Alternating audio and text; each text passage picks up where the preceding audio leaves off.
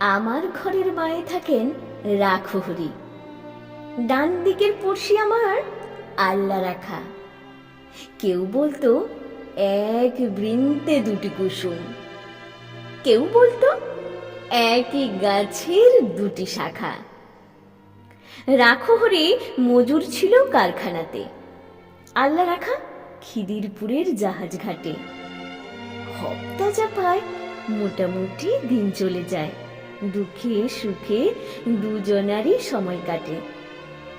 মাঝখানে যে আমি, ওহো ভুলেই গেছি, ধর্ম বাজার কি যে আমার কেউ জানে না। রাখহরি আল্লা রাখা ভেবেই মরে, আমার নিরেট অবস্থাটা কেউ মানে না। আল্লা রাখা শুধোয়, চাচা খোদায় ডরাও। আমি বলি, খোদা তো নয়, খিদেই ডরায়। তার চেয়ে বড় শত্রু তো আর নেই এ দেশে। তার বিরুদ্ধে আমার জেহাদ, জানের লড়াই।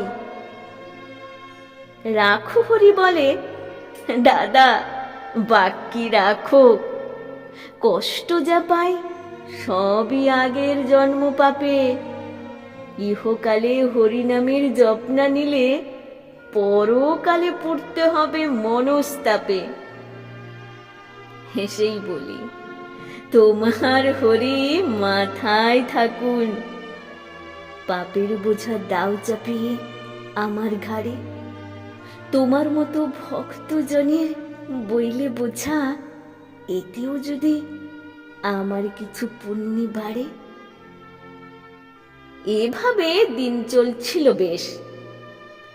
হঠাৎ সেদিন হিসহিসিয়ে সাপের মতো গুজব ছড়ায়, পীর সাহেবের মাজারে এক মরা শুয়োর, মরা গরুর শিং পড়েছে বামুন পাড়ায়। ছড়িয়ে গেল দাঙ্গা দাবানলের মতো। আল্লা রাখা লাফিয়ে এলো সরকি হাতে। রাখহরির তেল মাখা এক বাঁশের লাঠি ভাটার মতো ঘুরছে দুচোখ রাগের তাতে। দুহাত ধরে বোঝাই ওদের, হচ্ছেটা কি যাচিয়ে দেখো, এসব খবর সত্যি কিনা। আল্লা রাখা বলল, কাফের হরজা আভি, ম্লেচ্ছ, চেঁচাই রাখহরি, আর ছুবি না। রক্ত গঙ্গা বইল আমার চোখের আগে, জখম হয়ে জ্ঞান হারালাম পথের ধারে। ততক্ষণে ওরাও দুজন ভূতলসাই, পরস্পরের সরকি এবং লাঠির ঘায়ে। কার যে কত রক্তে সেদিন ভিজল জমি, হিসেব তো নেই, দুটোই যে লাল। আর যা জানি, রাখহরি কাতরে ছিল জলের তরে। আল্লা রাখা চাইছিল এক আঁচলা পানি। বহু বছর লাগলো আমার ঘা শুকোতে। দেহেরটা নয়, মনের ঘাটায় আসল দাগা। ঘরে যে যাই, এই ইচ্ছেটাও আর ছিল না। ফিরবো কোথায়, ঘর তো আমার আগুন লাগা। তবু সেদিন চাইল কি মন গেলাম ফিরে। আকাশটা নীল, অলস দুপুর, ওই সে পাড়া উড়ছে ফড়িং।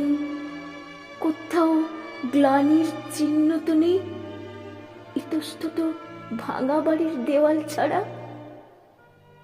আমবাগানটা তেমনই আছে, শীতল ছায়া, গাছের নিচে কুড়িয়ে রাখা আমের ঝুড়ি, টলটলে জল। তাল পুকুরের পাড়ি ডিঙিয়ে কাদের দুটো দস্যি ছেলে ওড়াই ঘুড়ি।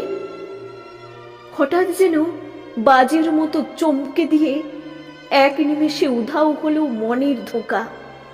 সুতো টানছে আল্লা রাখার ছেলে করিম, লাটাই গুটোই কানাই রাখহরির খোকা। আমার ঘরের বাঁয়ে থাকেন রাখহরি, ডান দিকের পড়শি আমার আল্লাহ রাখা। কেউ বলতো এক বৃন্তে দুটি কুসুম, কেউ বলতো একই গাছের দুটি শাখা।